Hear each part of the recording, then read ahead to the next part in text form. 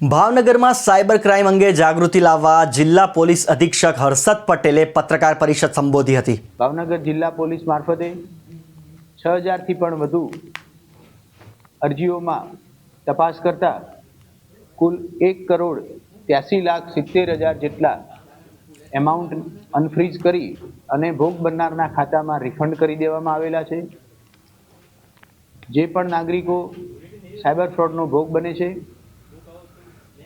નાના મોટી એમાઉન્ટ એમની બેંકમાં ફ્રીઝ થઈ જતી હોય છે, એમાં સમયસર એકાઉન્ટ અનફ્રીઝ કરી અને 1,83,70,000ના એમાઉન્ટની જે તે ભોગ બનનારના ખાતામાં રિફંડ કરી દેવામાં આવેલા છે।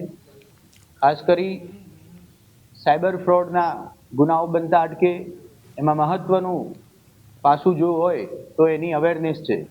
ભાવનગર જિલ્લા પોલીસ દ્વારા છેલ્લા 1 વર્ષમાં 24 જેટલા અવેરનેસ કાર્યક્રમો હાથ ધરવામાં આવેલા છે।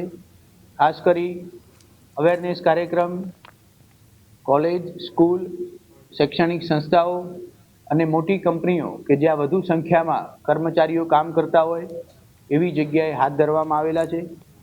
8,500 જેટલા કુલ નાગરિકોને સાયબર અવેરનેસની તાલીમ આપવામાં આવેલી રહી છે।